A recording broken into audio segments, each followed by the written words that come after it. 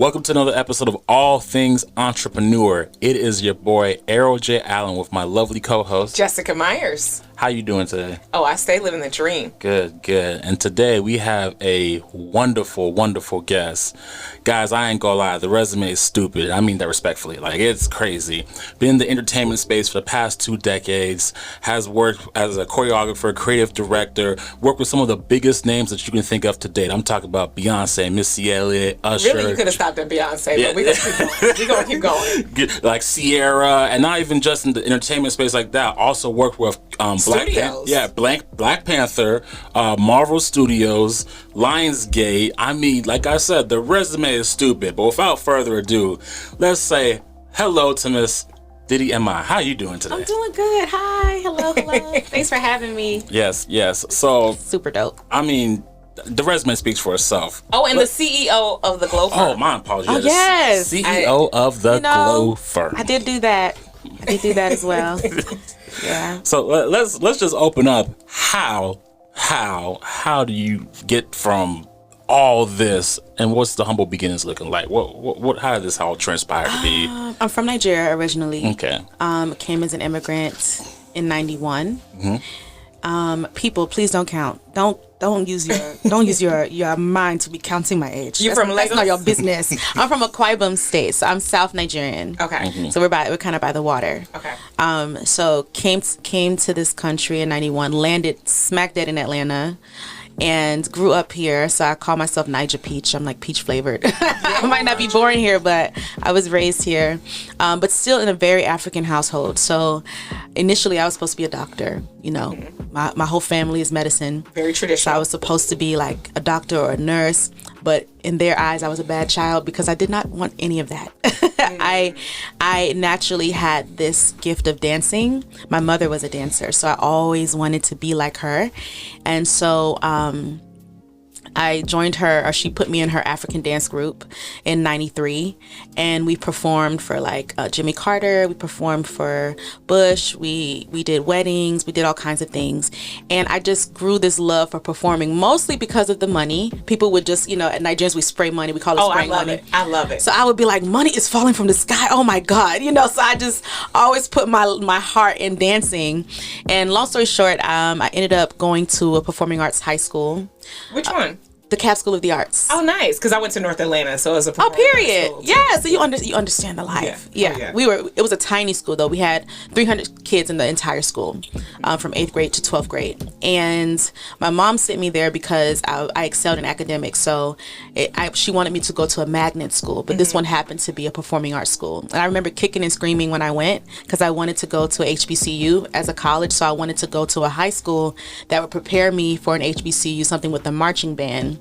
And she didn't want that. She wanted me to be with other magnet students. So here I am at the Cap School of the Arts, and I fell in love completely with arts. And I love that school because it allowed me to explore creative directing, stage managing, costumes, music, dance, acting. And so I was like, video editing. And so I just kind of threw myself in everything.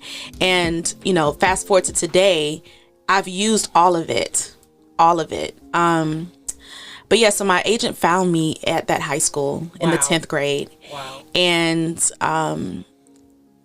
I didn't take it seriously at first. I was like, this is not my life. I'm supposed to be a doctor. Like, I'll just go to a few dance classes, like whenever I feel like it.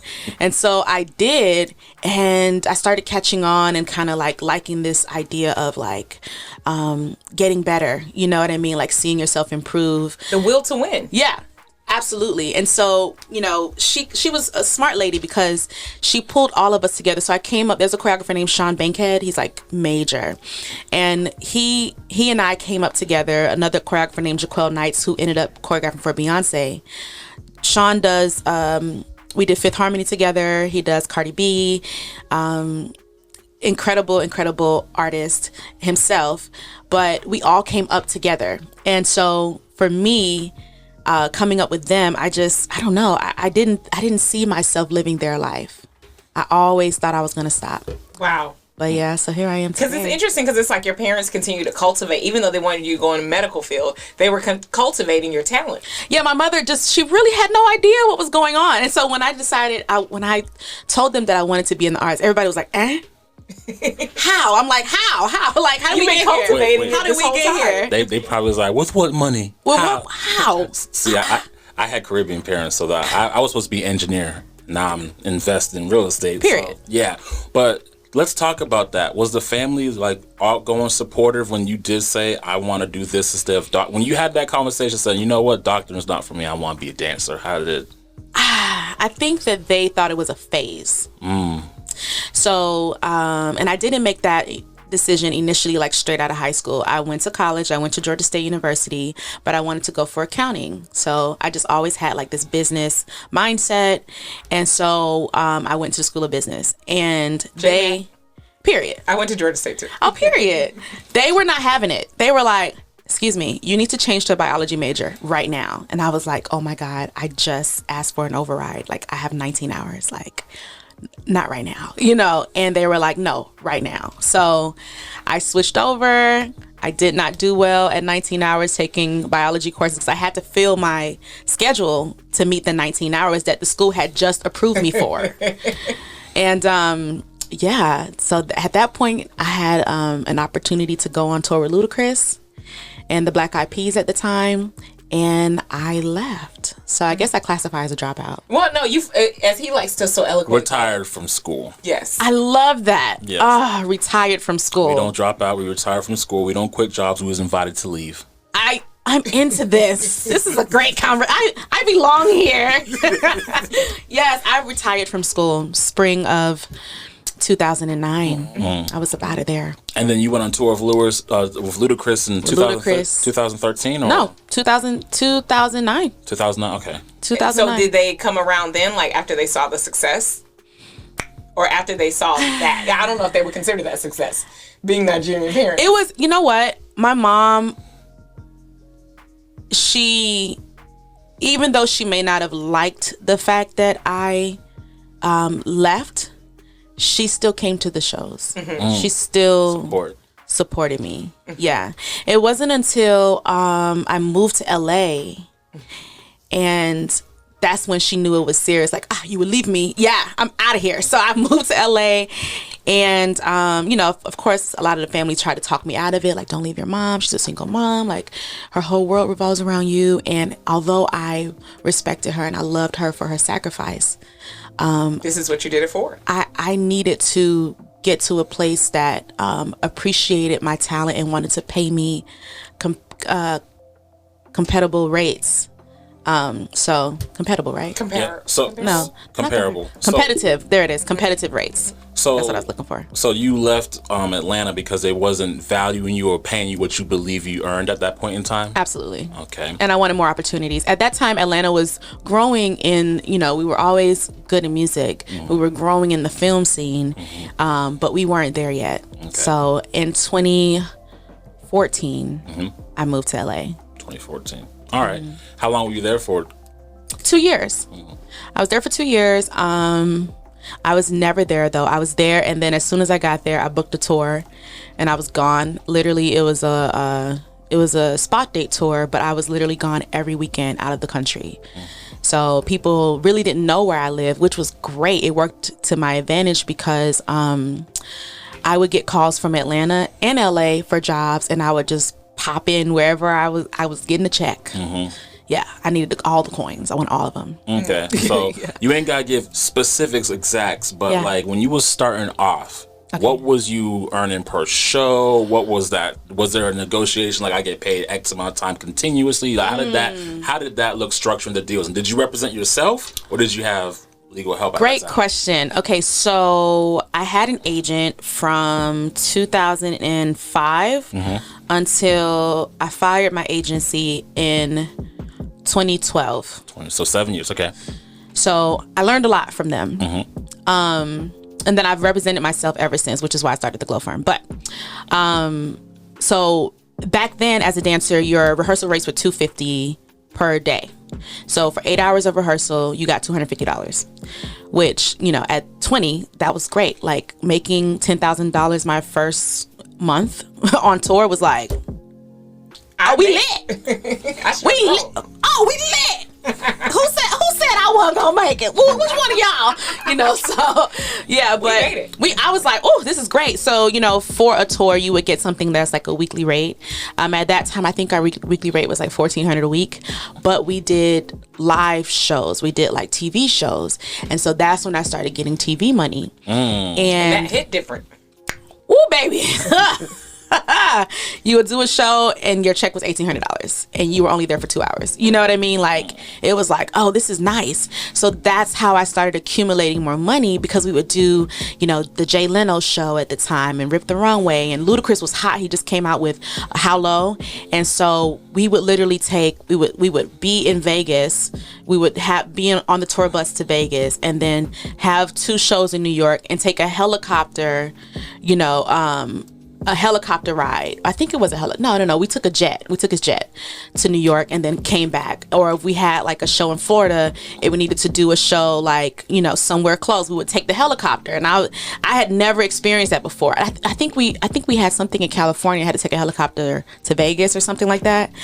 That's exactly what it was. We had to take a helicopter to Vegas. And I had never been in a helicopter before. Yeah. So here I am trying to figure out. I'm thinking, because I'm the first in my family to ever do anything like this. So I'm seeing things and I'm like, how can I spiritually connect to my grandmother so she can see what I'm seeing? Like, it was so amazing. And I had to, like, pinching myself was not like a thing. I was really like, is this real? Like, am I really on a jet with Ludacris? And this came at you fast. It came so fast, and all I could think was, I'm so glad that I retired from college. Wow. The same opportunity never came twice. Throughout the past 20 years, I would never get the same job offer twice. It will be take advantage, seize the opportunity, seize the moment. But I think I was always like that. Something so huge as standing on your morals. We talked about stubbornness before we got started. But that's something to be like, I'm going to stand on business. And it's like, this is how I feel, and I'm that passionate about my vision. What was the vision like? I was so connected to God. Like, not even, and I've gotten, my walk has gotten so much deeper since, but at that time, the vision was just like me on stage, 30,000 people, lights. That's all I saw. And that's all I wanted to see. So anything that led me to that, the answer was immediately yes. I didn't care how long rehearsals was. I didn't always care what I was getting paid. Sometimes I wanted the relationship with the director, or I wanted the relationship with the choreographer, or the stylist, or building the relationship with the artist. Or I believed that artist was going to be big. So I came in an early state. Sometimes it was me training the artist. Like, I think I was like 17 when I when Jamaica Craft, who was another amazing choreographer, asked me to come in and teach Carrie Hilson movement. Wow. So I became her movement coach. Yeah. And she loved my African side, so she wanted me to teach like fluidity in the hips and all of that. And then the next thing, she pops me in a room with Sierra, and I was like, that's Sierra. Like, this is crazy. Like, how did I get here? You know, I kept asking, like, and for so long, Atlanta girls. For so long, I kept thinking, why am I here? Like, how come I get to be here? You know what I mean? So it took me a while to like really believe that I was meant to be there, or really believe that my skill set was really, really like, they wanted me. Yeah. You know what I mean? They wanted me, but I was the last. I heard it this morning from my pastor. She was like, you're great, but you're the last one to believe it. I was like, and that's exactly how I felt. I was the last one to believe that I was that great. Why do you think that was? You feel like it was like imposter syndrome, or what do you think, like, the difference between where you are? Because you're physically there, but internally you don't believe it. I didn't believe it. I didn't believe that it would last. Oh, it lasts. Okay. I didn't believe that it would last. I thought at some point this is going to stop. This is where I stop. And it didn't stop there at all. It hadn't stopped now. It hasn't stopped now. It's wild. I still am like, it's only gotten more major, because that's where I feel like The Alchemist is my favorite book. I know he may not have been the most biggest fan, but the book, because it talks about how everything leads to the journey, because I'm thinking about even your time at JMAC gives you the business infrastructure to start something like the Glow Firm. Like, how did you transition? No, you're wrong. I'm seeing something totally different. Let me represent myself, because you could have taken it as, man, they were right. Especially after 2012, you had to fire, your situation or get out of your situation. So what then gave you the strength to be like, I'm gonna do this on my own? I learned how to network. I learned to just always be outside. Yes. The more people saw you, the more they remembered you. And the more I connected with people, which will translate into my person in a minute. The power of connecting was real. The power of having a good reputation was real. Doing your best on the job, like not taking it for granted, showing up early, stretching, just making sure that you were available and always gave it your all, never getting comfortable. I could never get comfortable. Also, because I guess it was imposter syndrome. Like, I don't know if I'm supposed to be here, so let me just make the best out of it, so I was always fighting, you know what I mean? Not understanding that I was really setting the bar. Yeah. And at one point, I felt like my value was more than what my agent was saying that it was. Yeah. I realized that the role that I played in other people's lives, supporting other choreographers, was worth more. And I was just like, that rate is not big enough. Like, that doesn't cover my bills and my expenses when I get there. So when I left because I wanted to transition into music. And I also left because I just wasn't feeling like I was being seen. So when you had an agency, when I had an agency, yeah. And so what ended up happening is people started hitting me up directly. Like when Black Panther came around, they hit me up directly. So I'm really grateful for the relationships that I've formed and maintained and have grown since the beginning, and that's one thing I learned.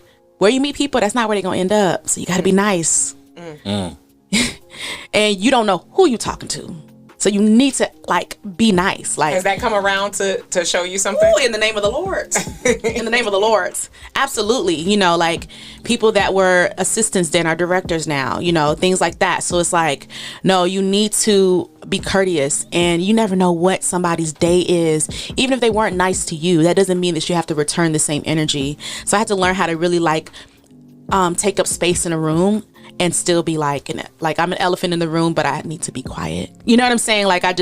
I never saw myself like I was bigger than what I was. I always knew that there's big energy in here, and I just want to learn from everybody. Yeah. So whatever opportunity I got, I just made sure that I paid attention. Yeah. And I wanted to meet everyone. So I've gotten calls from people that were stylists, to get on. When I got on Wild 'N Out, the stylist called me about that. Yeah. You know what I'm saying? When I got my song on Step Up, I don't know directly because Lionsgate messaged me, but I know that I knew some of the actors in there. One of them I hired from something as a dancer a while back, and I knew the choreographer. So I had people in there that knew me and that knew what I was doing. I just didn't think that that the connection was that it was going to be connected in that way. But whatever God wants me to do, wherever he wants me to be at, my answer is yes. I learned that very early. So quick transition question. So just to make sure we're on the same page, your agency, you had them in the beginning stages, right? Yes. And what was their fee or cost for them representing you, giving you opportunities, all that? 20%. 20%. Ooh, that's steep. Whoa, 20% is that steep? I don't know. It sounds steep to me. 20% sounds. I mean, if you're used to listening to an agent take about 6%, hey, I immediately went. But if you're looking at an agent in real estate, but 20% is. Typical. Okay, all right. I didn't know. It's fair because they're helping you with the contracts. They're helping to communicate with the team when you're in rehearsals. To pull off a music video or to pull off a show, 1 million emails are going back and forth between production and they you. facilitate all that. Yeah, because I'm in rehearsal. I don't want to read. I just want to listen to music and move. That's it.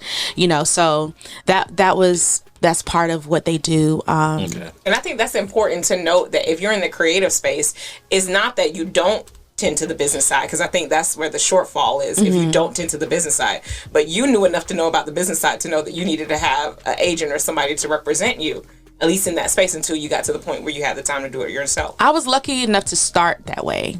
And if anybody's listening that wants to get into entertainment and you want to have an agent, get one. I recommend, especially in the beginning, having an agent, because you won't look like a fool.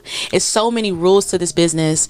There's so much to learn about SAG-AFTRA, the union. There's so much to learn about residual checks. What's SAG-AFTRA? SAG-AFTRA is a union, Screen Actors Guild. It's a union for people that's on camera and for people that are off camera.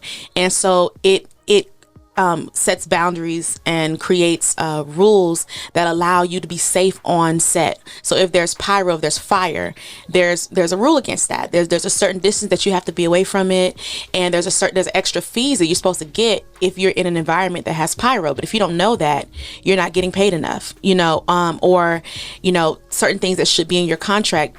The SAG lawyers fight for those things, which is why we were on strike. Yeah. Because we weren't getting some of those things. My residual checks went from, $5K to like 7 cents. And I was like, what in the hell? Streaming? Was that the power of streaming? Yeah. I was like, what is this? Why if I'm part of this production and then they begin to stream, why am I not benefiting from the streams that it gets? They snuck that in. It was like a sleight of hand. So they've had to go back and fight for us to have access to benefit from the streams, because you should. If they benefiting, then we all cut the check. I shouldn't only benefit from box office. I need to benefit when it gets onto Netflix. And this was before, this is for work that was done before the streaming came into play, or this is when did that time period where they're just like, okay, now I want my streaming cuts? When did that become an issue per se?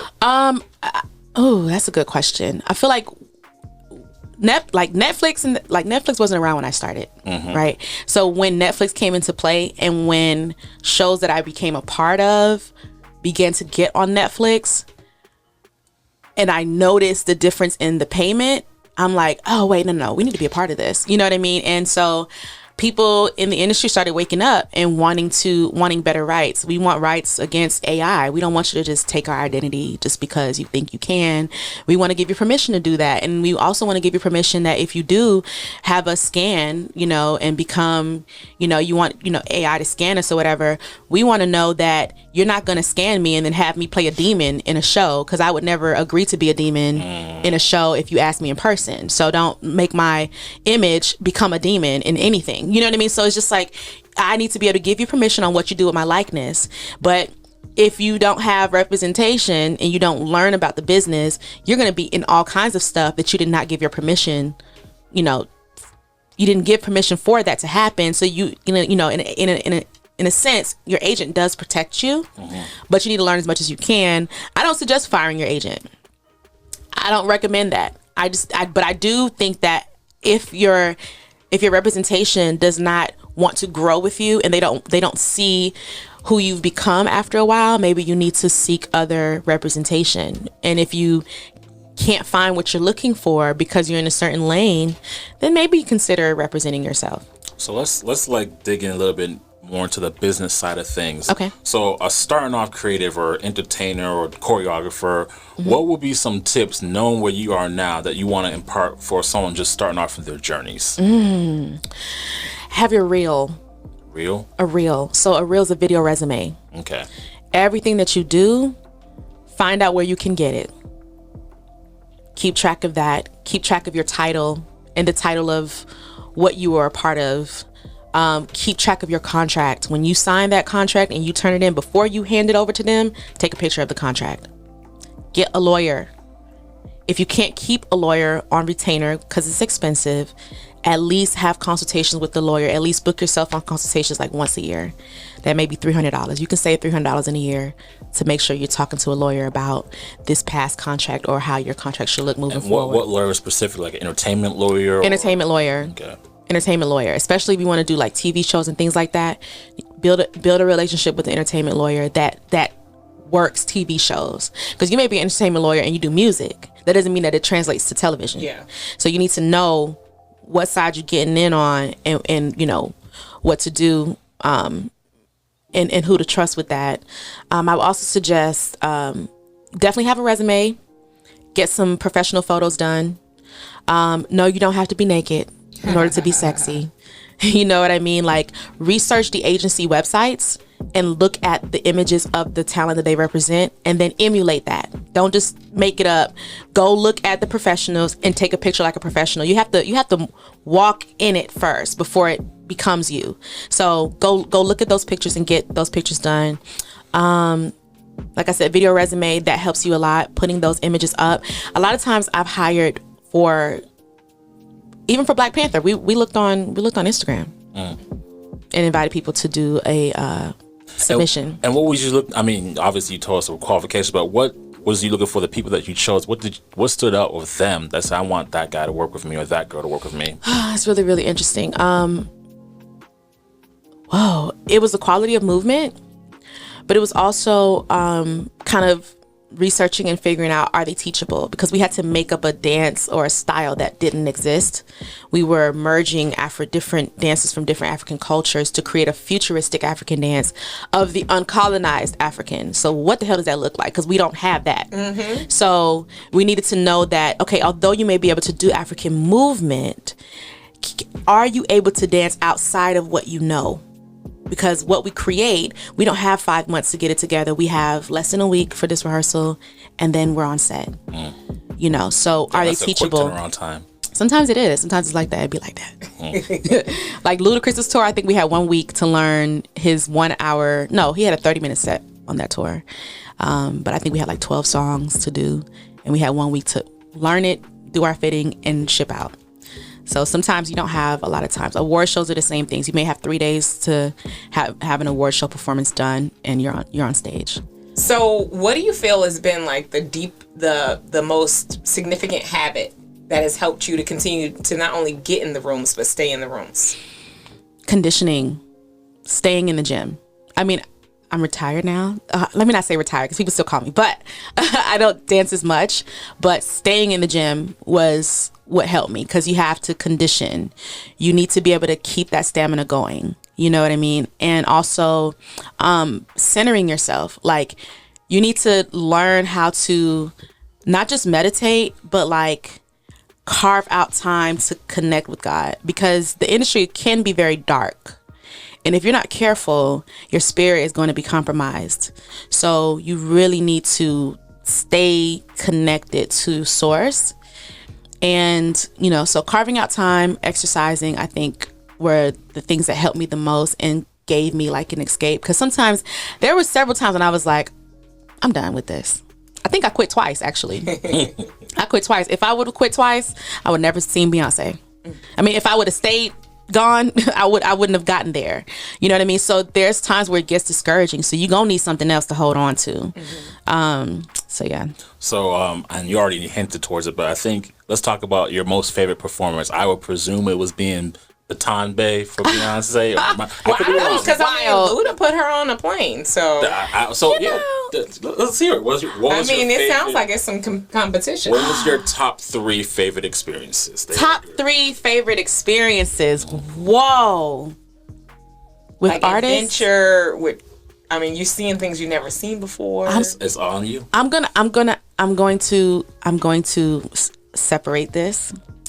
For artists, my top 3 favorite adventures. Lord. I think, okay, I would say one would be Ludacris. Okay.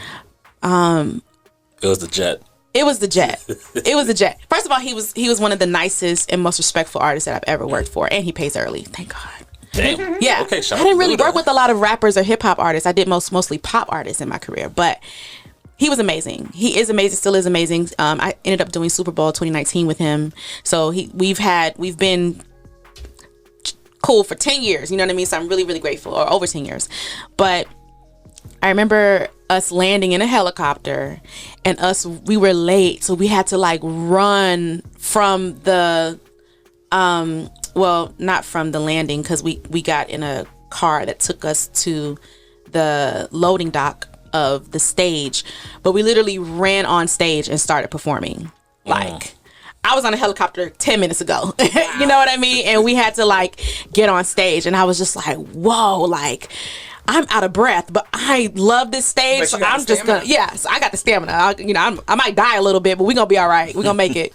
So that was one memory that I would never forget. Another adventure, I will say, Malta.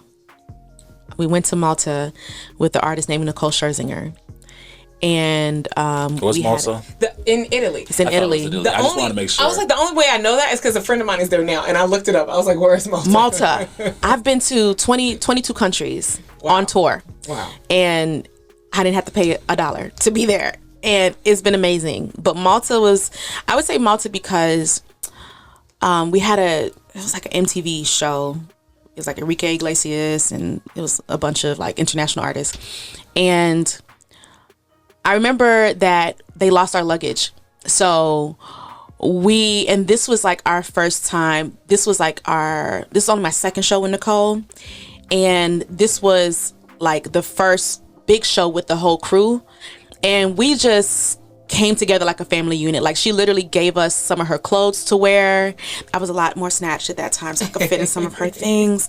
But I had never been with an artist that was that nice to be like, here, whatever you want to wear in my luggage, put it on. Like, we're here for some days. I don't want you to be sad about losing your stuff. And like everything that we did on that trip, we went to this tuna farm in the middle of the ocean. I had never seen tuna in my life before. I didn't even know what a tuna farm looked like. So here we are on a speedboat, like jumping on the water, and we're to the middle of the ocean, and I'm looking around and I don't see anything near me, and I'm an African child that doesn't swim, and I'm an only child. So I'm really rethinking my whole life right now. Like, why did I come? So here we are in the middle of the ocean, and the tuna farm looked like a track. Like, you could see the perimeter of the net, but it was as big as like a track field. It was huge. And so, but there was nothing above water. Everything was underneath the water. So it was this huge net that goes underneath the water, and the net holes are like bigger on the bottom, and then at the top, towards the top, they get smaller and smaller. So it catches the tuna, then they try to get out, and the net is like too small for them to swim out. But they're like 6 feet long. I didn't get in the water. I just looked at the what's it called? The camera the camera that sit on your head. The GoPro. I looked at people's GoPros, but everybody else got in the water. And I just remember like feeling like, I can't, if my mama knew I was out here, she would have told me to stay on the land. But I'm happy that I came. I wish I could have swam at that time, but like I thought that was like a super fun time. The show was amazing as well. I gave Enrique Iglesias a lap dance at the party. Hey. Oh my gosh, that was so fun. That was so fun. Like, we just had a blast, and yeah, I'll never forget that memory. Okay, so that's two. Yeah, that's two. Top one.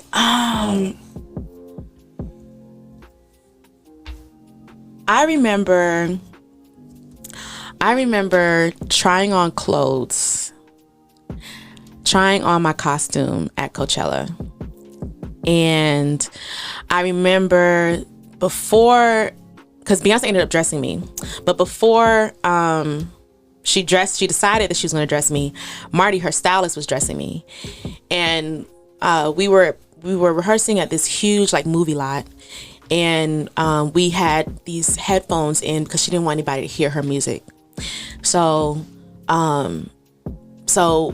at one of the breaks, she was like really fond of me. I was like, why do you like me? You glow. You glow. Like, why me? It was. I mean, even the room that we met you in, you glow. Like you said, you fill a room. But anyway, continue. I'm grateful.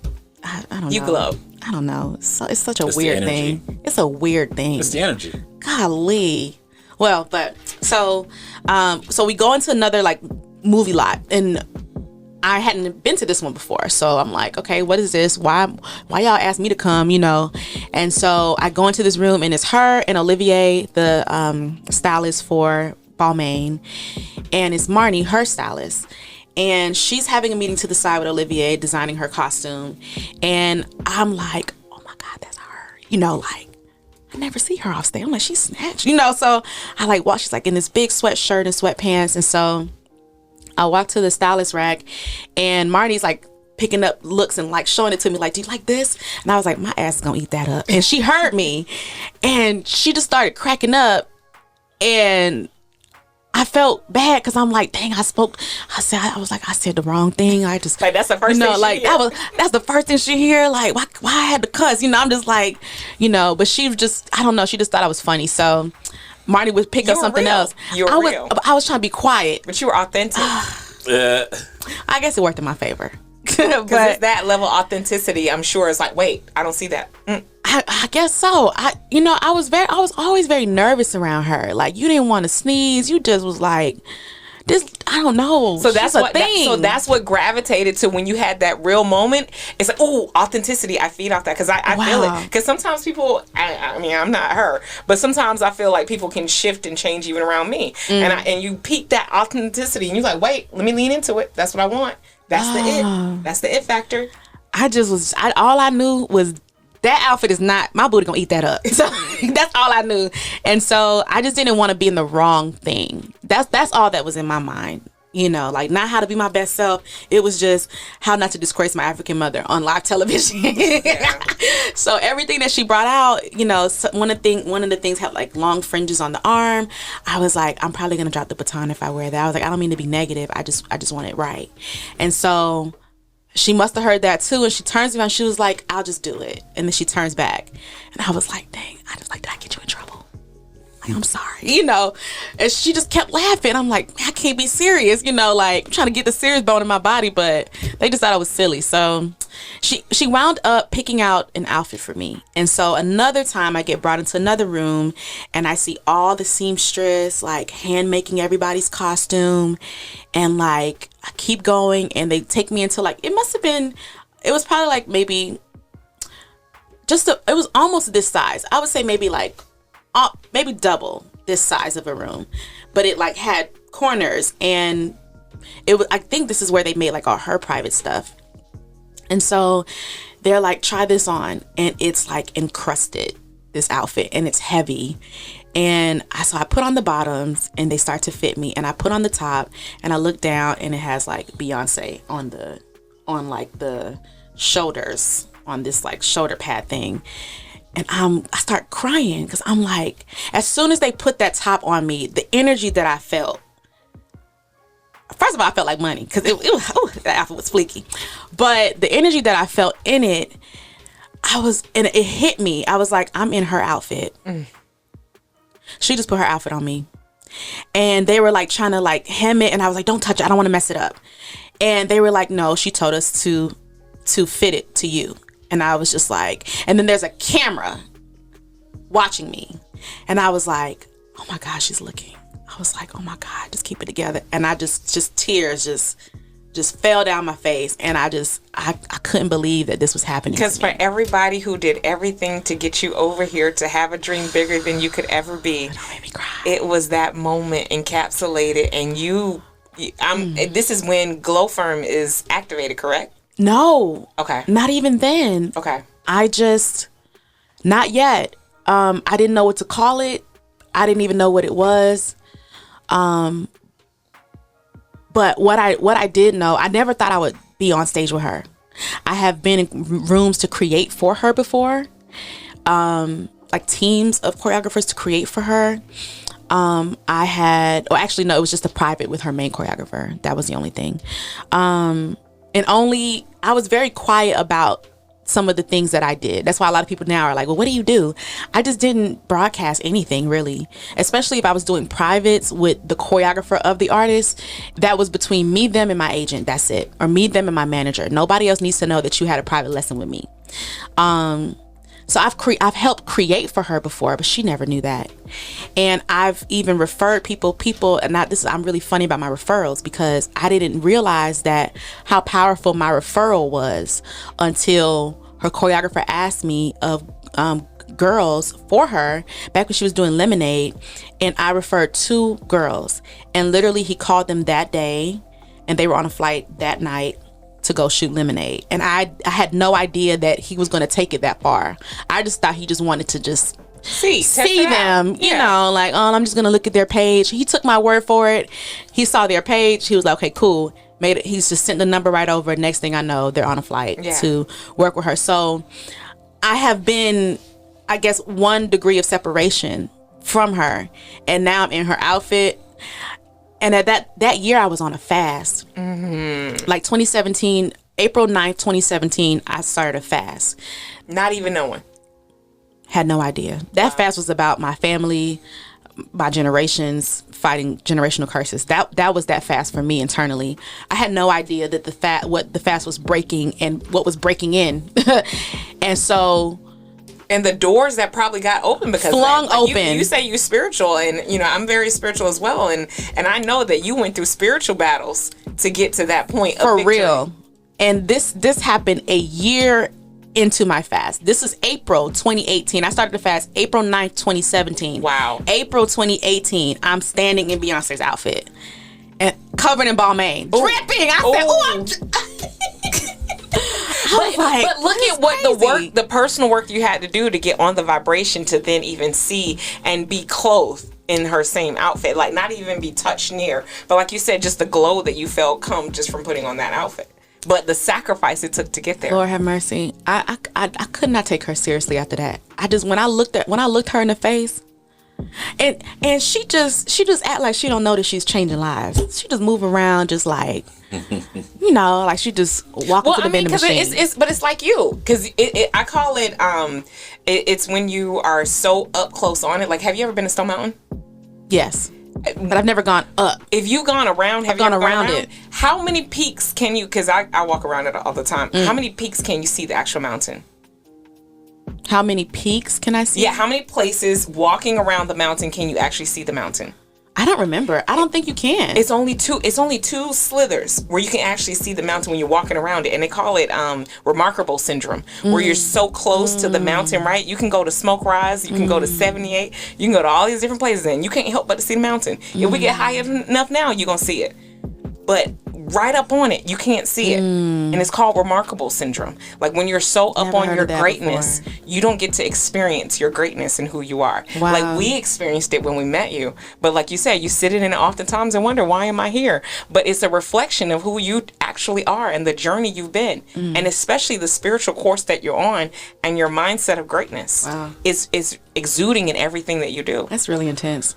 So that's so intense. So to recap, you got flew private across the U.S. by Luda. Yeah. Did a show in Malta with, what was the artist name again? Nicole Scherzinger. I'm not gonna remember that one. That's the girl from Pussycat Dolls, the main singer. Gotcha. And then you did Coachella with Beyonce, being the baton person and all. Yeah. You know, you live like every girl's dream life just in those 3 performances alone. It's very wild. It's a very wild thing. I didn't even get on Missy, but that's like, it's a very wild thing. Like, I mean, every girl right now is like, I mean, they just want to take a photo with Beyonce. You not only worked with her, you wore the dress that was for her, but now it's on you. Is that the costume that you wound up wearing? Yeah. Okay. I ended up wearing that on the first week of the show. The second week of the show, she wore it. So there's like a last it was like at the end when it's Destiny's Child, and she's wearing the bottoms. She didn't wear the top. She did a different top. But so literally right before the show, they're remaking a costume for me. I'm like, what happened to my first look? Where's my first look? Oh, they were like, she needed it back. I was like, oh, okay, that's okay. I'm okay with it. That's fine. It's like, oh, okay. So let's transition real quickly out of the choreography and all that. Yeah. So you also, outside that, you said you're big in fitness now and whatnot.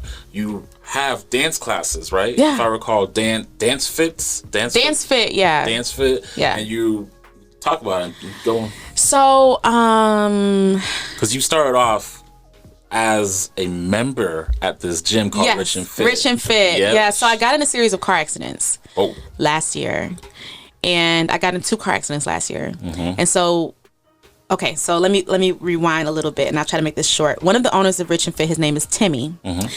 Timmy, when I was shooting my music video called Dakara, which is the song that Lionsgate ended up wanting, I was shooting it in the hood, but it looked like Africa. We redid the set and made it look like it was Lagos. And Timmy is Nigerian, so at that time he was in college. He stops on my set, he starts yelling in the middle of a shooting, yo, this is wild, like this is great. And so I'm like, who is this guy that's messing up this shot, you know? And so everybody stops, the director stops, and he's like, yo, like this is crazy, like I'm Nigerian, like this is so much culture, da da da. And so I'm just like, can somebody move him so that we can, you know? But his energy was just so infectious, and he was so genuine. And so we wound up putting a shirt on him and putting him in the video. And so he's in the market scene. And so that was the very first time that I met him. We got his information, and that was the end of it. Fast forward to today, or last year, or the year, like 2 years before, that was 2023. So 2022, into 2022, I started working out with him. He's like, yo, you got to come up here. It's a 6:30 class. I was like, oh, that's a little early. You know, he's like, no, come on. You know, like, it's a good network. Like, you know, like you can meet some great people. Like, come on, come work out with us. So I always would drive 40 minutes to go work out with him. And then 2023 rolls up, and he's like, I'm getting a gym. I'm like, this is so amazing.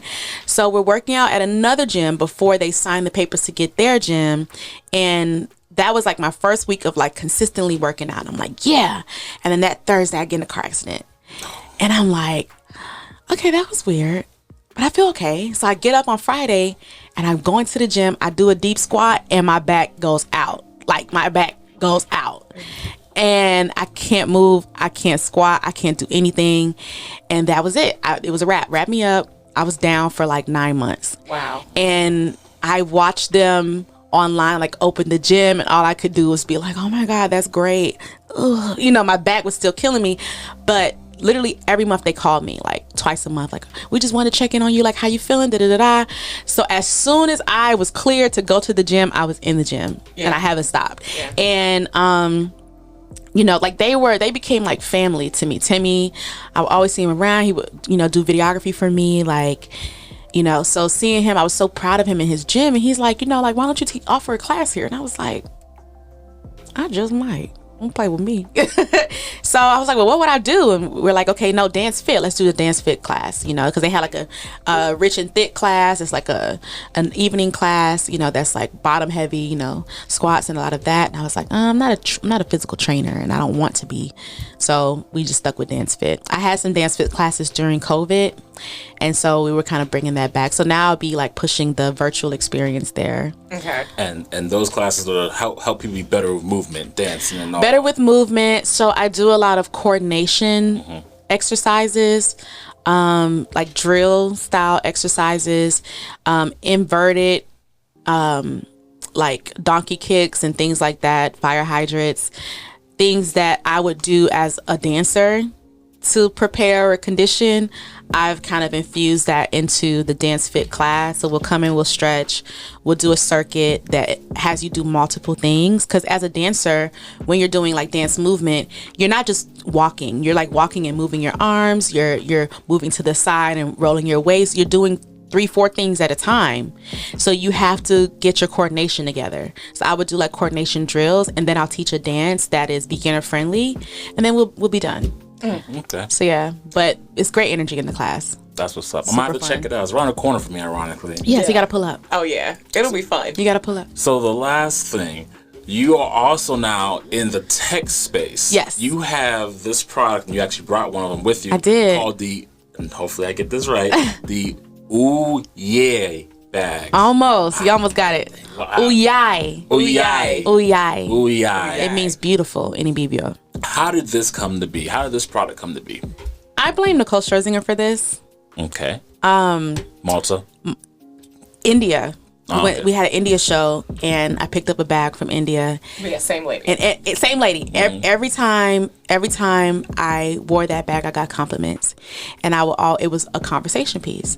And I would always say, "Oh, I got this from India," and it was a bag that was made out of Indian dance costumes. So they just sewed it into a duffel kind of bag, and it was a convertible bag. It was like over the shoulder or like a book bag. And I was like, "Oh, this is cool!" Like this, like they were able to capture the culture in a wearable art piece. I'm like, that's dope. And so when I got to Nigeria, I go to my village, or I go to my state of Akwa Ibom, and I'm like, let's go to the market. So they carry me to like this market that's like a 2-hour drive. And the drive is like this. Lucky Phase 1? No, that's in Lagos. I am an hour and a half flight away from Lagos. Okay. So I'm South Nigerian. And so the roads to go to this village, there's like big craters, because we don't have like, in that region, we don't have, when you go towards the villages, not all the villages have paved roads. So when it rains, it creates these huge craters. So we're like this. They call it the African massage. Yeah. Oh, is it a massage? My God, it's very violent. So we get to the village, and it's this market that's full of like basket weaving. This is what we specialize in. So, but the place is like known for like the city of dreams, like manifestation. Wow. This area, because they make something out of everything. Wow. That's what they're known for. They can make something out of anything. And I'm like, yeah, I want to go. So I get there and I'm gagging, and I'm like, do these people know how great they are? Wow. So remarkable syndrome. I guess I come from a place full of that, full of it. So I see the first set of bags, and I'm like, this is dope, but I wish the color was different, because they were like all like black, and I'm like, you can't see the basket. Detail. Yeah. So I'm like, so I start talking to the person. I'm like, hey, can you make like a lighter color? He was like, yeah, I'll work on it. I said, okay, I'll come back. He said, you make that. I said, don't worry, I'll be back for you. Don't worry. So I give him the money. He gives me, the quote that he gives me is like, nothing. Is no money, like $5. I'm like, bro, like, nah. So I give him more than that, more than what he requested. And he's like, I will do a very good one for you. I said, no problem. So I leave and come back. I love the bag. Love the bag. So I'm like, hey, can you make like 10 more? He was like, yeah. I'm like, yeah, but I need it, but like, I'm leaving, soon. So he makes more bags. I give him more money. He makes more bags. And so, I get to America, and I'm like, okay, what do I want to do with this? So I have a consultation with another designer, and he's like, I'm like, what can I do with the straps? He's like, you can make it like this, you can do like this, da da da. And so the next time I go home, I have an auntie that makes jewelry. And so I'm asking her, can she like braid me a strap? So she gets like thin thread, and she creates this braid out of it. And so we attach it to the ends of the bags. She starts making these tassels and sewing on more jewelry. And then I was like, but it needs something in the front. So the beetle on the bag represents rebirth. And my whole, like that whole Beyonce year, I just kept on having weird experiences with bugs, such crazy experiences with bugs, to the point that I was like, okay, let me look this up, because it's gotta mean something. That beetle didn't just hang out with me for nothing. And so when I looked up what the winged beetle represented, it represented rebirth. It's like an Egyptian god that represented rebirth. And I'm like, okay, I'm like, what's happening? So then, so I'm like, okay, so now I have a bag that represents the culture that, is from a place that is known to manifest things, to manifest dreams, right? So I'm like, okay, so that's the intention behind the bag. Like, okay, cool. What am I going to name it? Even the fact that I chose that village, like 2 years before that, my mentor couldn't have kids. And I went there. I didn't go to the basket side. I went to the art side. And so I went there, and I wanted them to make me something that represented somebody that was like strong, like unbreakable. And so they created this statue, and I left with it, came back, gave it to her, like me and my uncle prayed for her on the soil. He's like a Catholic priest. We prayed for her on the soil. And then I came back to America, gave it to her. She now has a 7-year-old named Osset. I'm not taking credit for it. That's all God. But what I am saying is I believed that when she looked at that statue, she remembered who she was. Wow. Right. So I'm like, that is so crazy. So I have another friend, couldn't have kids, do the same thing, bring her a statue. Now she has twins. They just turned 2. They just turned 2 in February. I'm like, there's something about this place. You know what I mean? Like, if that, whatever intention you put into something, like, I feel like it worked. Whatever I wanted them to remember about themselves, it worked. So I went back and got bags there. So my whole thing about these bags is just like, don't forget who you are. That's been my issue, imposter syndrome, right? Forgetting who I am, forgetting what I can do, forgetting my gifts, right? And then also it's about, don't forget where you came from. So, you know, no offense, but I designed these bags for Black women. Very much, you know, just so we can understand ourselves. And another thing is, in Nigeria, we haggle. If you say this price is this, we are known to price. We call it pricing down. We're known to price you down. So if you say this is $100, I'm gonna walk away. I'm gonna give you $25. I'm gonna take the thing and I'm gonna walk away. And I dare you to call the police. Like, I'm going to devalue that thing because I don't want to spend the money on it. I think that's a problem that we have. And that's a problem that we have as Africans and as Black people. We don't see our value enough. Therefore, we don't know our value enough. And that was my big thing in entertainment. For the same job that I would do and make $500 a day for, supporting someone else is the same job that Sony Europe paid me $2,000 a day for as a Black woman. That was the first time I actually received my value. And it felt really different to make $15,000 in a week versus making nothing, not even maybe a third of that, a fourth of that. So that's my other thing too, is the hands that make these bags. It's a collaborative effort. It goes through at least 4 hands before it's completed. Wow. 4 different areas of the country before it's completed. And I want us to know our value. So for me, they're a high-end bag. The tech part of it is the networking part. I think it's important to stay connected to people. So the tech piece of the bag, like this is not ready to launch yet. We're launching next week, and I'll have the finished, like final bags at the end of this week. Okay. So I'm really excited to display this final launch. It just feels good because it's been. I mean, I started this in 2018, so it's been a long time coming. Well, no, you really started the journey in 1991, or really even before then. That's a good one. And it's the culmination of your work from every strand of the experiences, the people, life. Because you've been huge on connection and network. You've been huge on style and fashion. And I feel like it's the perfect storm, which is why The Alchemist is my favorite book, because the perfect storm that happens that brings it all together, makes it all make sense. I love that. This has been an amazing conversation. Thank you. It's been so great digging deep and understanding more of the mindset behind it. Thank you so much. And the journey that it took. Because that's one of the things I love about entrepreneurship. It's about the journey. It's not the destination. Because once you get to one place, like, you're about to launch, but it's about to take its own new journey and destination from there. I'm really excited about it. I do want to say this because I didn't get a chance to talk about the Glow Firm. The Glow Firm is my talent agency. I worked in television. I saw the value that companies, big 500 Fortune companies, would place on a 15-second commercial on the right network. And I feel like Instagram, people's pages are just like TV networks. And like one of my recent posts did like 786,000 views, like, or 1,000 people impressions. I'm like, yeah, that's a network. Those are network numbers. You know what I mean? Well, I mean, they're getting close to big network numbers. And so I'm like, okay. Oh no, with decentralized television, Instagram, you are getting more network views. I mean, and it's global. It's global. You know what I mean? So ABC, everybody can't tune into ABC. Yeah. People in Australia ain't tuning into ABC. People in Australia are going on Instagram though. Exactly. You know what I mean? So I just saw it as a place where I can take talent on there and show them how to get money from brands. So I didn't know that it was going to translate into the actual entertainment industry. So one of my first, like, the year that we opened, it was December 2020, but that's when I established the business. But by 2021, my third client was Marvel.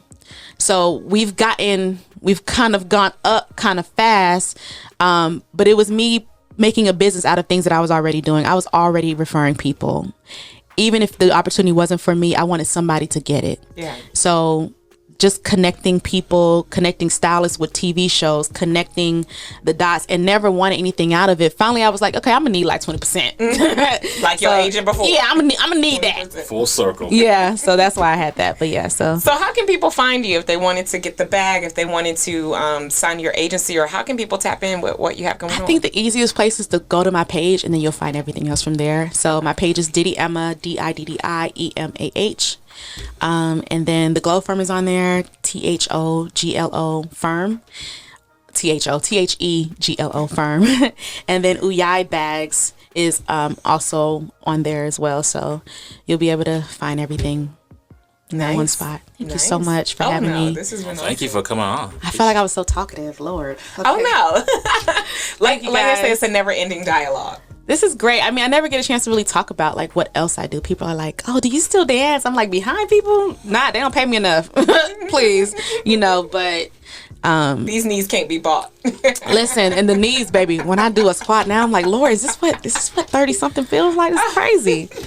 But yeah, no, I've always wanted to do other things. I just felt like I never had a chance to because I was always traveling. So to like stay still and be in Atlanta now, I get to explore different things. I look forward to getting into real estate like y'all. Y'all the big dogs. I'm trying to be like y'all when I grow up. Vice versa. Trying to be like y'all when I grow up. Oh yeah. Well, we can teach you some things. Yes, Lord, y'all heard that, right? We can teach you some Did y'all hear that? Let's get it on. Let's roll the tape. Roll the tape. Thank you so much for having me. Oh yeah, of Thank course. you again. Thank you. Well, you have tuned in for another episode of All Things Entrepreneur. We have had an amazing conversation with this guest, and more importantly, we learned that it's about trusting the process and embracing the process and how you can grow in between. Stay tuned for another episode. Be sure to subscribe for more. You know you got it. Let's get it. Let's go.